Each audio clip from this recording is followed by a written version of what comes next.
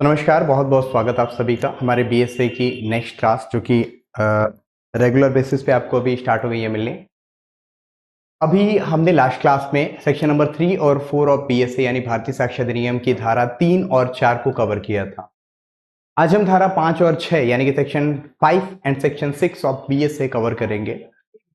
ध्यान रखिएगा, अभी हम प्रीलिम्स के एस्पेक्ट में सारी पढ़ाई कर रहे हैं, इसके बाद मेंस के एस्पेक्ट में ये सारी चीजें दोबारा से आपको पढ़ाई जाएंगी तो चीजें और क्लियर हो जाएंगी। और जैसे कि मैंने बोला कि विथ माय शॉर्ट नोट्स की एक शॉर्ट नोट्स बना करके भी आपको जो प्रोवाइड किया जाएगा तो वो भी आपको दिया जाएगा और यहाँ पे भी कुछ चीजों को आपके सामने प्रेजेंट कर दिया जाएगा ताकि कम समय में आप ज्यादा से ज्यादा सीख सकें। चलिए शुरू करते हैं क्लासेस को बिना किसी रुकावट के। और सबसे पहले हम लिखेंगे आज क्या हमने पढ़ा था, पहले ये देख लेते हैं। तो हमने अभी बीएससी की सेक्शन 3 को कवर किया था। देखिए सेक्शन फर्स्ट यानी कि चैप्टर नंबर फर्स्ट आपका पूरा कंप्लीट हो चुका था। सेक्शन 3 में हमने देखा था कि जो विवादित तथ्य होते हैं और सुसंगत तथ्य होते हैं इनका साक्ष्य दिया जा सकेगा, क्योंकि ये जो चैप्टर है, ये जो आपका भाग 2 है, इसमें नाम अगर आप देखें तो क्या दिया हुआ है, रेलेवेंसी ऑफ फैक्ट, यानी कि तथ्यों की सुसंगतता, यानी कि कौन कौन से ऐसे फैक्ट्स हैं जो सुसंगत माने जाएंगे, यानी कि ऐसे कौन कौन से तथ्य हैं जिनका साक्ष्य दिया जा सकेगा। क्योंकि कोर्ट के सामने, मैंने पहले भी बोला था, कोर्ट के सामने जब आप प्रेजेंट होते हैं तो एक एक तथ्य, एक एक साक्ष्य, जो भी साक्ष्य आप देते हैं वो पहले से फिक्स होता है कि किन चीजों के बारे में आप साक्ष्य दे सकते हैं और किन चीजों के बारे में साक्ष्य आप नहीं दे सकते हैं। ठीक है, इसी क्रम में हमने सेक्शन 3 में ये देखा था कि जो फैक्ट इन इश्यूज होते हैं, फैक्ट इन इश्यूज यानी कि विवादित तथ्य होते हैं, सेक्शन 2 सबसेक्शन 1 क्लॉज जी जो मैंने आपको बताया था, तो फैक्ट इन इश्यूज के साक्ष्य दिए जा सकेंगे, प्लस इसी के साथ में रेलेवेंट फैक्ट यानी कि सुसंगत तथ्यों के भी साक्ष्य दिए जा सकेंगे, यानी कि दोनों क्या है, रेलेवेंसी ऑफ फैक्ट के क्राइटेरिया में आ जाते हैं।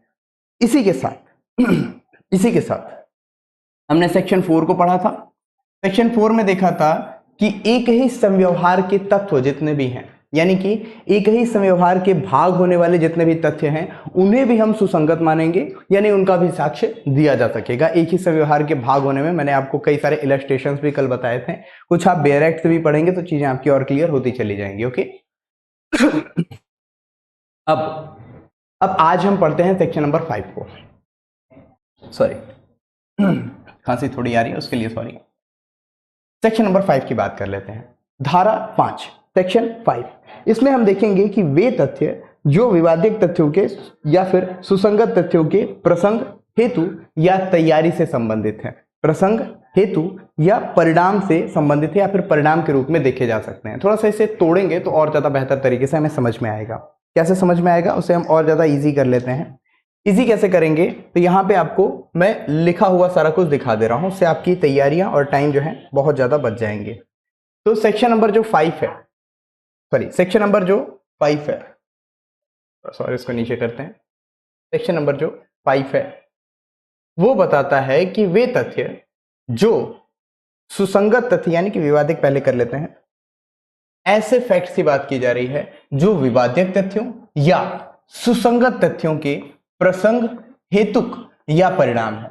तीनों को ध्यान से समझिएगा। दो तरह के फैक्ट्स हमने देखे थे। कौन कौन से फैक्ट्स हमने देखे थे? अभी हमने देखा था फैक्ट इन इश्यू, अभी हमने देखा था फैक्ट इन इश्यू, और एक हमने देखा था रेलेवेंट फैक्ट, यानी कि विवादित तथ्य और सुसंगत तथ्य। अब विवादित तथ्य और सुसंगत तथ्य से रिलेटेड ऐसी चीजें, ऐसे फैक्ट्स ऐसे फैक्ट्स जो उन तथ्यों के प्रसंग, हेतुक या परिणाम है, जो उन तथ्यों के प्रसंग, हेतुक या परिणाम है। बस इतना अगर आपने बना लिया ना ग्राफ, तो आपको समझ में आ जाएगा, आपके एग्जामिनर को भी समझ में आ जाएगा कि आपने पूरी चीजों को बहुत बेहतर तरीके से एनालाइज किया है। यानी कि occasion, cause and effect of, देखिए ओकेजन, कॉज एंड इफेक्ट्स, तीनों को ध्यान में रखते रहिएगा। सबसे पहले जब हम प्रसंग की बात करेंगे, यानी कि मान लेते हैं, अभी हमने पढ़ा था कि फैक्ट एंड इश्यू क्या है, जिस बात पे विवाद है वही विवादित तथ्य है। रेलेवेंट फैक्ट क्या है? जो उसकी सीरीज को पूरा करता है या फिर विवादित तथ्य से ऐसी कोई चीजें जुड़ी हुई हो जिसका एक दूसरे के अस्तित्व या अनस्तित्व पे प्रभाव पड़ता है। ठीक है इन्हें हम रेलेवेंट फैक्ट कहते हैं। तो इन दोनों से संबंधित कोई भी अगर प्रसंग है, उस समय में क्या हुआ था, तो उसका साक्ष्य दिया जा सकेगा प्रसंग का। उसका हेतुक यानी क्यों हुआ था, सबसे पहले क्या हुआ था, ठीक है, और फिर क्यों हुआ था, इन दोनों चीजों के परिणाम दिए जा सकते हैं, इन दोनों चीजों के साक्ष्य दिए जा सकते हैं। एंड द लास्ट वन, इसका जो परिणाम हुआ, मान लेते हत्या हुई तो हत्या दिखाना पड़ेगा कि हुई थी, भले ही डेड बॉडी गायब हो, लेकिन आप शो कर सकते हैं कि यहाँ पे ऐसा कुछ हुआ था, इस चीज के हमें पर्याप्त साक्ष्य देखने को मिल जा रहे हैं। ठीक है, तो परिणाम, ये तीन चीजों का भी साक्ष्य दिया जा सकेगा, यानी कि ये तीन चीजें क्या हो जाएंगी, ये तीन चीजें रेलेवेंट हो जाएंगी। रेलेवेंसी ऑफ फैक्ट्स में इसे भी रख लिया जाएगा। ठीक है, अब इतनी चीजें क्लियर है, आगे की चीजों को और ज्यादा डिफाइन करते हैं। तो जैसे वे तथ्य सुसंगत है, कौन से तथ्य सुसंगत है? जो सुसंगत तथ्यों यानी फिर रेलेवेंट फैक्ट या फिर विवादित तथ्यों के प्रसंग, हेतुक तथा परिणाम है, इन सभी को हमने क्या बोला कि ये सारी चीजें रेलेवेंट हो जाएंगी। ऐसे आपके ऑब्जेक्टिव क्वेश्चंस में आपसे एक एक करके छोटे छोटे क्वेश्चंस पूछे जाते हैं, और यहाँ पे जब आप बेरेक्ट को तोड़ लेते हैं चीजें क्लियर हो जाती हैं। थोड़ा और आगे, जो उस वस्तु स्थिति को गठित करते हैं, ठीक है, जिसके अंतर्गत वे घटित हुए हैं या फिर जिसने उनके घटित होने या समव्यवहार का अवसर दिया, घटित होने या ऐसे समव्यवहार ऐसे लिख लेते हैं, समव्यवहार का अवसर दिया। ध्यान रखते रहेंगे कि अब इन तीन चीजों से रिलेटेड जो भी फैक्ट्स होंगे, जो भी पॉइंट्स होंगे, उन सभी को हम इसमें रेलेवेंसी ऑफ फैक्ट में रख लेंगे, यानी कि उन्हें रेलेवेंट मान लेंगे। अब समझिएगा कि मान लेते हैं कि ए ने बी को चाकू मारा था। अब ए ने बी को चाकू मारा या नहीं मारा, ए ने बी को चाकू मारा या नहीं मारा, तो ये तो हो गया विवादित तथ्य, क्योंकि इससे दोनों पार्टीज में, दोनों पक्षकारों के बीच में विवाद है, इनमें दोनों पक्षकारों के जो भी विचार हैं उनमें मतभेद है, तो ये विवादित तथ्य हो गया। और दूसरी चीज, इसके होने या न होने से दोनों पक्षकारों के अधिकार या दायित्वों पर प्रभाव पड़ता है। ठीक है, दोनों या फिर किसी एक पक्षकार के अधिकार या दायित्वों पर प्रभाव पड़ता है, तो इस प्रभाव के कारण भी हम ये देखेंगे कि ये जो है रेलेवेंट हो जाएगा। ठीक है फिर उसके बाद उससे रिलेटेड, यानी कि उस टाइम में क्या क्या चीजें किया हुआ था, तो वो रेलेवेंट फैक्ट कल मैंने पूरा डिफाइन किया।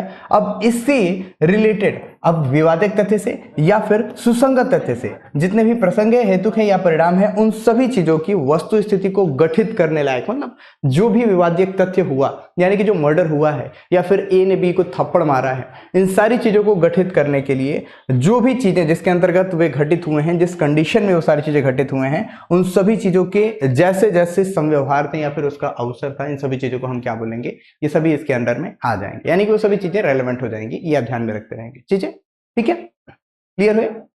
चलिए, अब ये तो हो गया आपका सेक्शन नंबर कौन सा, सेक्शन नंबर 5 हो गया। सेक्शन 5 में अब हम कुछ दृष्टांत देखेंगे, कुछ इलस्ट्रेशंस देखेंगे, जो इलस्ट्रेशंस हमारे लिए इंपॉर्टेंट हो जाते चले जाएंगे। ठीक है, सेक्शन 5 हो गया। अब इसका दृष्टांत एक देख लेते हैं। तो लिखा हुआ है, प्रश्न यह है कि क्या क ने ख को लूटा, ये भी लिखा हुआ होगा आपका, इसमें होगा आई थिंक, हाँ दिया हुआ है। चलिए, तो दृष्टांत जो आपके बैरक में है, बिल्कुल वही चीजें लिखी हुई हैं, कोई नई चीज यहां पे नहीं डाली गई हैं। द क्वेश्चन इज, प्रश्न यह है कि क्या क ने ख को लूटा या नहीं लूटा, विवादित तथ्य हो गया। अब बात हो जा रही है कि यह तथ्य सुसंगत है कि लूट के थोड़ी देर पहले ख ने अपने कब्जे में धन लेकर किसी मेले में गया था और उसने दूसरे व्यक्ति को उसे दिखाया या उनमें से इस तथ्य का कि उसके पास धन है इसका उल्लेख किया, रिलेवेंट हो गया। ठीक है, फैक्टिंग इशू क्या है कि उसने चोरी की थी या नहीं की थी, लूट की थी या नहीं की थी, बात ये हो गई। फिर इसके थोड़ा सा आगे जब बढ़ेंगे तो हमें यह समझ में आएगा कि इसने चोरी की घटना के थोड़ी ही देर के बाद क्या किया, इसने ले जा करके मेले में अपने किसी साथी या फिर किसी अन्य व्यक्ति को यह शो किया या फिर वहां पे यह बताया कि उसके पास चोरी का धन है, कोहिनूर हीरा चोरी हो गया। और जिस लुटेरे ने उस हीरे को चुराया था वो मेले में जाकर के किसी एक व्यक्ति से बात कर रहा है या फिर डील कर रहा है कि कोहिनूर हीरे के कितने मिल जाएंगे, क्योंकि अभी तो पब्लिक डोमेन में पता भी नहीं है, अगर आप उसको चोरी करके ले आ रहे हो इस वजह से बोल रहे हो, तो ये शक के लिए काफी है। ये रेलेवेंट फैक्ट हो जाएगा। तो ये रेलेवेंट फैक्ट भी यहां पे, और इसकी तैयारी या हेतु क्या प्रसंग, अब प्रसंग के बारे में बता रहा है, या फिर उसकी तैयारी के बारे में बात कर लेता, या फिर उसके परिणाम के बारे में बात कर लेता कि उसका परिणाम क्या होगा कि उसको बेचा जाएगा। ठीक है, इन सारी चीजों के अगर हम एक बार सीरीज में देखें तो इसके भी साक्ष्य दिए जा सकेंगे। और इलस्ट्रेशंस की बात की जाए तो प्रश्न यह है कि क्या क ने ख की हत्या की? फैक्ट एंड इशू, अभी तक हम लोग इसी पे बात ही कर रहे थे, क्या क ने ख की हत्या की? अब उस स्थान पर जहां हत्या की गई थी उसके समीप भूमि पर गुत्थम गुत्था देख लीजिए, मतलब चीजें जो है अस्त व्यस्त थी। गुत्थम गुत्था होने के बने हुए चिन्ह सुसंगत तथ्य हैं। अब ये भी रेलेवेंट फैक्ट है, क्योंकि उस गुत्थम गुत्था को देख करके उस समय पर क्या हुआ था ये प्रसंग हमारे सामने क्लियर होता चला जाएगा। ये प्रसंग क्लियर होता चला जाएगा, चीजें और ज्यादा बेहतर तरीके से समझ में आनी शुरू हो जाएंगी कि ये कोई नॉर्मल मर्डर नहीं है, यानी कि जो हत्यारा था और जिसकी हत्या हुई उनके बीच में ठीक ठाक तरीके से मारा पीटी या फिर ठीक ठाक तरीके से हाथापाई हुई थी। क्लियर? एक और इलस्ट्रेशन कहता है कि प्रश्न यह है कि क्या क ने ख को विष दिया था, पॉइजन दिया था या नहीं दिया था, जहर दिया था या नहीं दिया था। तो अब यहां पे बात आ जा रही है कि विष से उत्पन्न कहे जाने वाले लक्षण के पूर्व ख के स्वास्थ्य की दशा और क को ज्ञात ख की वे आदतें जिनसे विष देने का अवसर मिला, ये सुसंगत तथ्य है। ठीक है, अब क ने ख को अगर जहर दिया, अब क ने ख को जहर दिया तो क ने ख को किस तरीके से जहर दिया, क्योंकि क को सारी चीजें पता है। मान लेते हैं क ख का नौकर है, अब ए बी का अगर नौकर है तो उसे पता होगा कि किस समय पर जो बी है वो क्या खाता है क्या पीता है, और उसे किसी खाने में विष मिला करके उसे प्रेजेंट कर दिया गया, और उस विष भरे खाने को खाने की वजह से जो बी है उसकी डेथ हो जाती है। तो ये भी एक रेलेवेंट फैक्ट है, ये ध्यान में रखते रहिएगा। तो तीनों को हमने देख लिया। सबसे पहले नंबर ए इलस्ट्रेशन, जिसमें ये बताया गया क्या ए ने ख को लूटा, यानी ए ने बी को लूटा या क ने ख को लूटा। तो लूटा इस वजह से क्योंकि उसके जस्ट बाद, जो ही लूट हुई उसके थोड़ी देर के बाद मेले में जाकर के क क्या करता है कि उस लूटे हुए धन के बारे में उल्लेख करता है किसी व्यक्ति से। तो ये रेलेवेंट फैक्ट है। दूसरा इलस्ट्रेशन था कि क्या ए ने बी की हत्या की। यहां पे बताया गया कि ए ने बी की हत्या की या नहीं की, लेकिन उस स्थान पर जहां पर हत्या हुई वहां पे गुत्थम गुत्था देखने को मिला, यानी कि हत्या तो हुई है, यानी हत्या से पहले मारपीट तो हुई है। या फिर ए जो है गुस्से में अंदर गया और गुस्से में बाहर आया और उसके शरीर पर कुछ खून के छींटे पड़े हुए थे। तो ये भी सब क्या बताता है, या तो उसके परिणाम को बताता है या फिर उस प्रसंग को सीधे सीधे कहता है। हेतु की बात की जाए, यानी कि उसकी अगर कॉज की बात की जाए, तो हो सकता है कि ए ने कुछ ऐसी चीजें सुनी या ऐसी उसे कुछ जानकारी हुई, ऐसा तथ्य उसे पता चला जिसके लिए वो बी की हत्या करने के लिए चला गया। तो ये हो जाएंगे उसकी हेतु।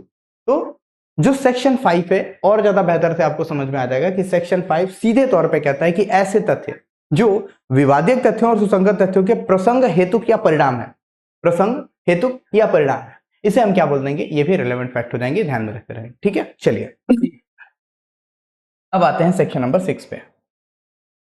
सेक्शन नंबर 6 पे आ जा रहे हैं, धारा नंबर 6। अब धारा 6 बोलती क्या है, हेतुक, तैयारी और पूर्व का या पश्चात का, ये थोड़ा सा गलत लिखा हुआ, पूर्व का या पश्चात का, थोड़ी सी इसमें मिस्टेक्स वगैरह ज्यादा हैं, आप इसको कवर कर लीजिएगा। तो सेक्शन नंबर 6 बताता है हेतुक, तैयारी या फिर पूर्व का या पश्चात का जो आचरण है उसकी बात की जा रही है। समझिएगा, मोटिव क्या है, मोटिव यहां पे लिख दे रहा हूं,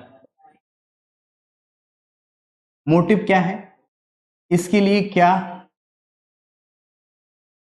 प्रिपरेशंस की गई, मोटिव क्या है, इसके लिए क्या प्रिपरेशंस की गई, and previous and subsequent conduct क्या क्या थे, प्रीवियस एंड सब्सिक्वेंट, प्रीवियस या सब्सिक्वेंट जो आचरण थे, यानी कि जो कंडक्ट थे वो सभी क्या थे, इन सब चीजों के बारे में अगर हम पढ़ें तो ये भी क्या हो जाएंगे, इनका भी साक्ष्य दिया जा सकेगा। ये भी एक रेलेवेंट फैक्ट के रूप में हमें सामने देखने को मिल जाएंगे। देखिए, ये तो पता है कि हम जब भी बात करेंगे कि ए और बी के बीच में कोई विवाद है, लूटा या नहीं लूटा, हत्या की या नहीं की, चोरी किया या नहीं किया, विष दिया या नहीं दिया, थप्पड़ मारा या नहीं मारा, ये सब विवादित तथ्य हो सकते हैं। लेकिन अब उनसे रिलेवेंट फैक्ट क्या क्या होंगे कि अगर आप कोर्ट में जाकर के ये बताने लग गए हैं कि सर देखिए ए ने सुबह समोसा खाया था, तो समोसा देना या समोसा खाना किसी भी तरह से रिलेवेंट नहीं होगा, ये आपको ध्यान में रखना है। तो अब हम सेक्शन 6 को और ध्यान में देखते हैं कि कोई भी ऐसा फैक्ट जो किसी विवादित तथ्य या सुसंगत तथ्य का हेतु या तैयारी दर्शित करता है या फिर गठित करती है, यह भी सुसंगत तथ्य है। अब उस इंसिडेंट से पहले या उस इंसिडेंट के बाद में अगर ऐसी कोई तैयारी की जा रही है, यानी कि ए को बी की हत्या करनी है और ए जो है पहले से ही अच्छी क्वालिटी का राइफल लेकर के बैठा हुआ है, बंदूक को साफ कर रहा है, या फिर कुछ लोगों को बैठा करके कॉन्स्पिरेसी कर रहा है किस तरीके से हत्या की जा सकती है, तो ये सारी चीजें क्या हो जाएंगी, ये सारी की सारी चीजें हो जाएंगी रेलेवेंट फैक्ट। ठीक है, तो ध्यान से देखिएगा सेक्शन 6 क्या कह रहा है। सेक्शन 6 जो कह रहा है वही चीजें अभी तक भी चीजें कह रही थी। जैसे 3 में, सेक्शन 3 में क्या बोला जा रहा था 3, 4 एंड 5।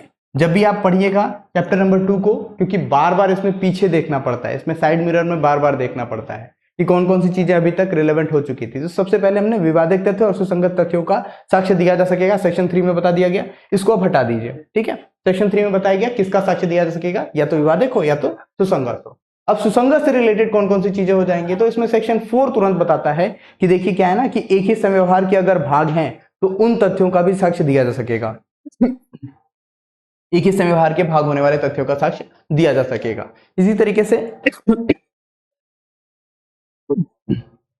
सेक्शन 5 हमारा क्या बोलता है, इसी तरीके से सेक्शन 5 हमारा बोलता है कि वे तथ्य जो विवादित तथ्यों या सुसंगत तथ्यों के प्रसंग हेतु या परिणाम है, प्रसंग हेतु या परिणाम है, इनका भी क्या किया जा सकेगा, इनका भी साक्ष्य दिया जा सकेगा। यानी ये सब भी सुसंगत होंगे, ये भी रेलेवेंट होंगे। और इसी क्रम में हमने सेक्शन नंबर 6 को देखा, जिसमें हमने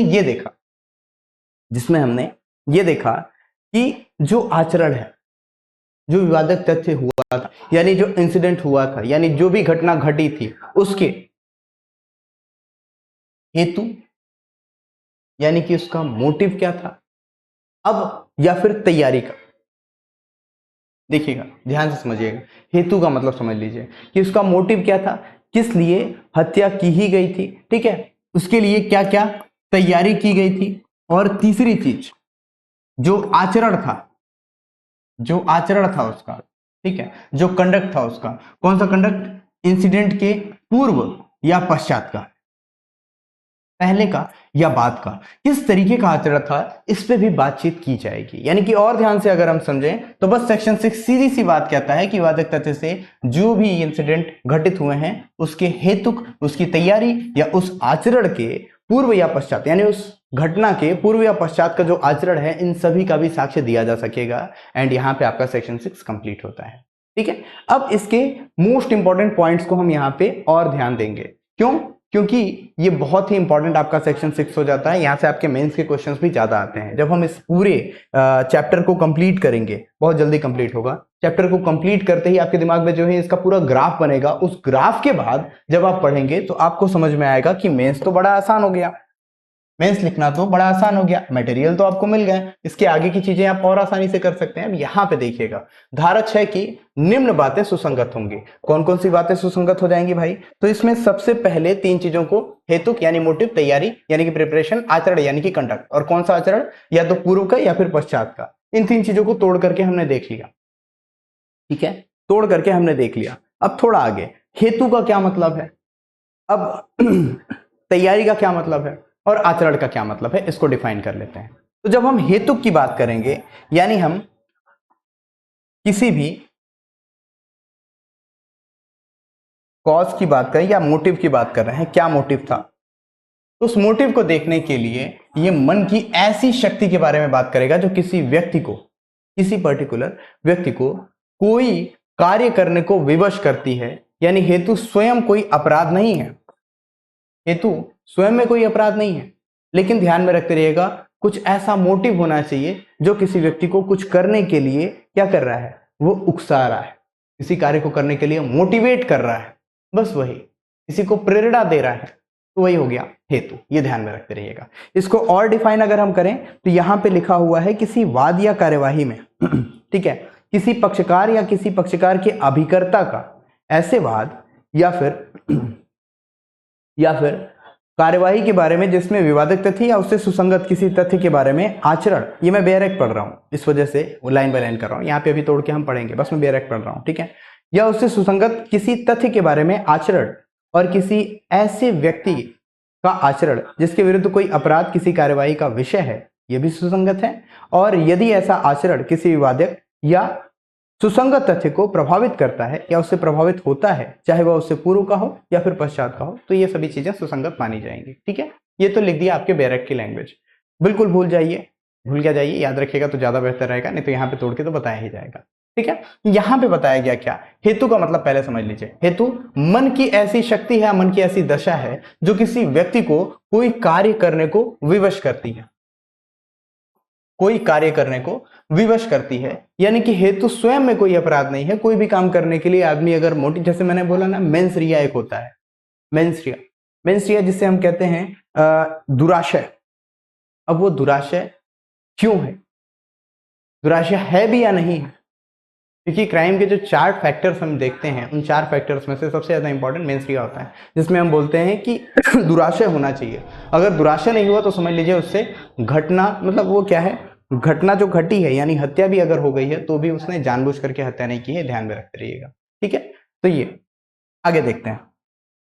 एक केस है आपके सामने और इस केस को केहर सिंह वर्सेस दिल्ली प्रशासन AIR 1988 SCC के रूप में हम देख रहे हैं। ठीक है, कोटेशन वगैरह ध्यान रहेगा तो और ज्यादा बेहतर हो जाएंगी आपकी तैयारियां। ठीक है, तो इसमें सर्वोच्च न्यायालय क्या कह रहा है, इसे हम थोड़ा बेहतर तरीके से समझते हैं। सर्वोच्च न्यायालय क्या कह रहा है, देखिए, इसमें सुप्रीम कोर्ट के द्वारा यह बताया जा रहा है कि यह तथ्य कि अभियुक्त उस बच्चे का बाप था जो हत्या के समय मृतक महिला के गर्भ में था, सुसंगत था।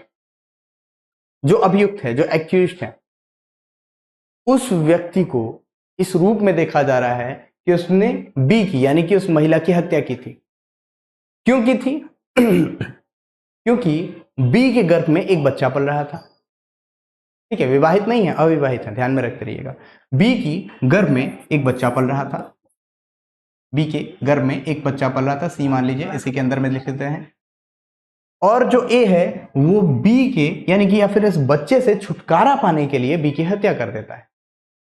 अब इसको सुसंगत माना जाएगा, इसके साक्ष्य दिए जा सकेंगे क्योंकि ये रेलेवेंट है, ये चीजें देखी जा सकती हैं। ठीक है, तो इसे हम यहां पे सर्वोच्च न्यायालय के निर्णय के रूप में देखा जा रहा है कि हेतु मस्तिष्क की दशा, आंदोलन, प्रतिशोध पूर्ण भावनाओं से भरा मन अपराध नहीं है, लेकिन जब अपराध पूर्ण हो चुका होता है तब अति महत्वपूर्ण हो जाता है। ठीक है, ये ध्यान में रखते रहिएगा।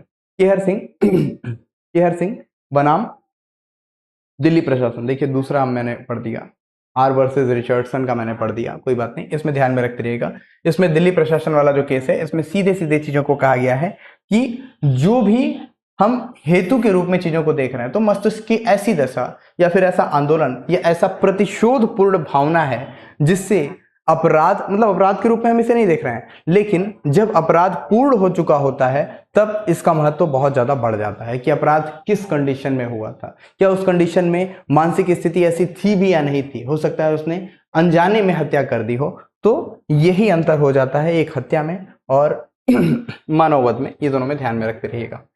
और जो केस मैंने अभी अभी बताया, जो केस आपका आर वर्सेस रिचर्डसन का है, इस वाद में मैंने पहले ही बताया था कि क्या हो चुका है कि अभियुक्त जो एक्यूज्ड है वो उस महिला से संबंधित है जिस महिला के गर्भ में एक बच्चा है, जिस महिला के गर्भ में एक बच्चा है, और उस बच्चे का पिता कौन है, अभियुक्त ही है, यानी एक्यूज्ड ही है। तो इसकी पर्याप्त संभावनाएं हैं कि ए ने बी की हत्या इसलिए की ताकि उससे सी, यानी कि जो बच्चा उसके गर्भ में है, उससे छुटकारा मिल जाए। ये ध्यान में रखते रहिएगा। ठीक है, क्योंकि ऐसा आदमी लड़की से छुटकारा पाने का हेतु रखता था, ये ध्यान में रखते रहिएगा, उसका मोटिव हो सकता है।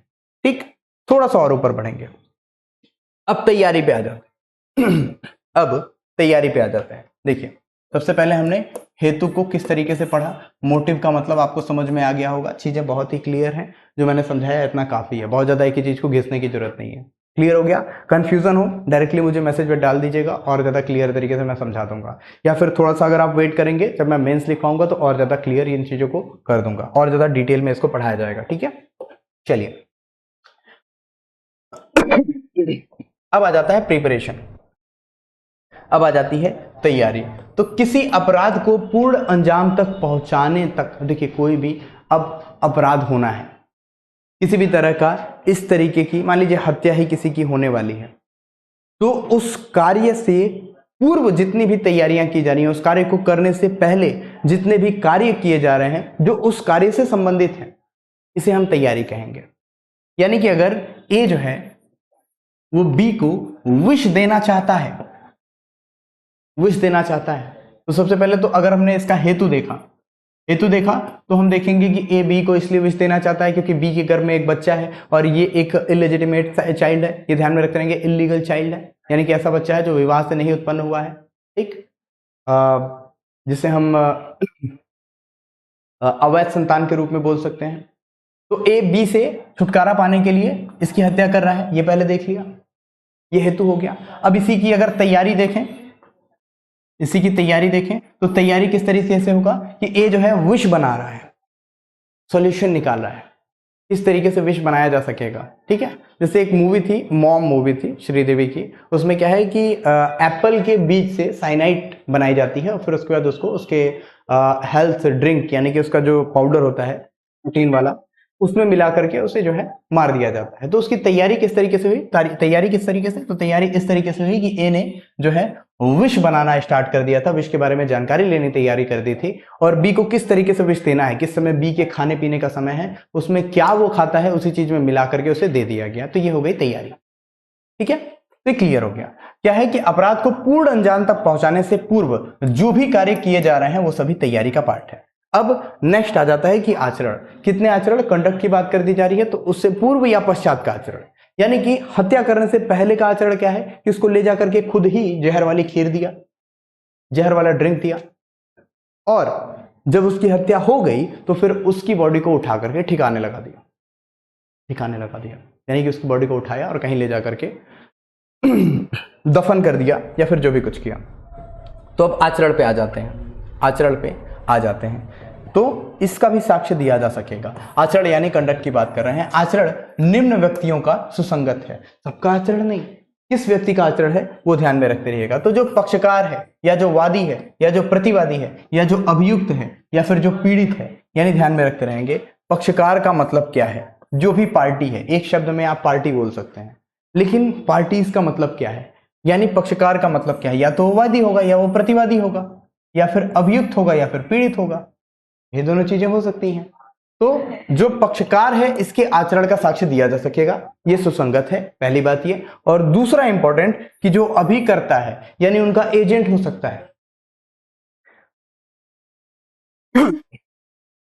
हो सकता है ए ने बी की हत्या डायरेक्ट ना की हो, सुपारी दी हो, किसी एजेंट को भेजा हो, किसी व्यक्ति को बोला हो कि तुम जाकर के मेरी तरफ से हत्या कर देना, इसके लिए तुम्हें पैसे दिए जाएंगे।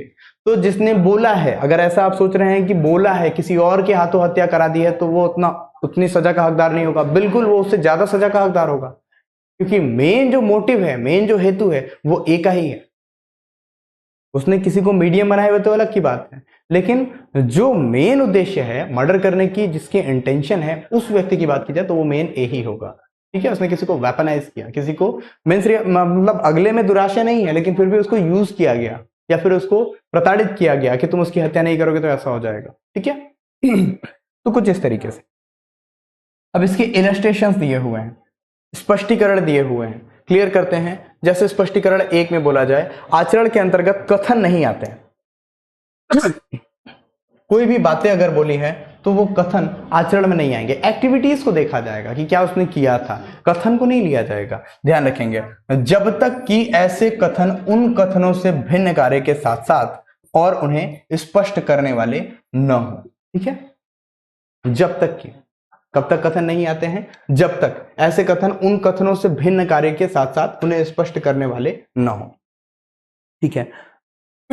यानी कि अगर स्पष्ट करता है उनके आचरण को, यानी अगर इस तरीके से बातचीत की जा रही है कि इसकी बॉडी को काट सकते हैं, इसकी बॉडी को फेंक सकते हैं, इसकी बॉडी के साथ ऐसी ऐसी हरकतें कर सकते हैं, तो इन सारी चीजों से रिलेटेड अगर कोई स्टेटमेंट है तो वो रेलेवेंट हो जाएगा। लेकिन ऐसे नॉर्मली अगर कोई बातचीत की जा रही है तो उन कथनों से कोई भी रिलेवेंसी नहीं होगी। इसलिए कहते हैं कि law is nothing but common sense, तो कॉमन सेंस ही है और कुछ नहीं है, ठीक है। स्पष्टीकरण 2 में देखते हैं। यदि किसी व्यक्ति का आचरण सुसंगत है, यदि किसी व्यक्ति का आचरण सुसंगत है, आचरण, अभी जिस कंडक्ट की बात की है, किस कंडक्ट की बात की है? जो अपराध हुआ, जो इंसिडेंट हुआ, उसके पूर्व या पश्चात के आचरण की बात हो रही है। फिर से सेक्शन 6 को एक बार ध्यान में रखते रहेगा, हेतु, तैयारी और पूर्व या पश्चात का आचरण। हेतु, तैयारी और पूर्व या पश्चात का आचरण, इसे ही क्या बोला जा रहा है? ये भी एक सुसंगत तथ्य है, इसके रूप में हम देख रहे हैं। तो आचरण सुसंगत तब होगा किसी व्यक्ति का जब उससे या उसकी उपस्थिति और श्रवण गोचरता में किया गया कोई भी कथन जो उस आचरण पर प्रभाव डालता हो, यह सुसंगत हो जाएगा। यानी कि उसकी उपस्थिति में कोई चीज सुनाई दी गई या फिर उसने जो चीजों को बोला, जिन चीजों को सुना, उसकी वजह से भी किसी तरह से आचरण पर इफेक्ट पड़ता है, यानी उस पर्टिकुलर इंसिडेंट के पहले या बाद में चीजें होती हैं, तो इसे भी हम रेलेवेंट फैक्ट के रूप में देखेंगे। ये ध्यान में रखते रहिएगा, ठीक है। चलिए अब थोड़ा सा और आगे इसके एक ग्राफ को हम समझ लेते हैं। तो ग्राफ बड़ा सिंपल सा है, ग्राफ बड़ा सिंपल सा है। जब हम आचरण की बात करेंगे तो किसके आचरण की बात की जा रही है? आचरण सुसंगत होगा अगर वो उसके अभिकर्ता या फिर किसी पक्षकार का आचरण होगा, पूर्व या पश्चात का आचरण। और वो अभिकर्ता तो इसका कोई भी, किसका? पक्षकार का कोई भी व्यक्ति हो सकता है। पक्षकार ने डायरेक्टली या फिर किसी अभिकर्ता के माध्यम से जो भी आचरण किए होंगे, ये सभी रेलेवेंट है। पक्षकार का मतलब या तो वादी होगा या प्रतिवादी होगा या फिर अभियुक्त होगा या पीड़ित होगा, ये आप ध्यान में रखते रहेंगे। तो आज हमने 2 सेक्शंस को कवर किया, बहुत ज्यादा नहीं, छोटे छोटे सेक्शंस को ही हम कवर करते चलेंगे। धीरे धीरे हम और ज्यादा एक्सटेंड करेंगे चीजों को। आज के लिए सेक्शन 5 और सेक्शन 6 ही ध्यान में रखिएगा, रेलेवेंट फैक्ट हो जाएगा। सेक्शन 7 के लिए तैयारी कीजिएगा। सेक्शन 7 बहुत ज्यादा इंपॉर्टेंट है, ये एग्जाम में भी आपके बहुत बार आ चुका है, तो थोड़ा सेक्शन 7 आप लोग पढ़ करके आइएगा। आज के लिए इतना रखते हैं। Thank you so much. जय हिंद, भारत माता की जय।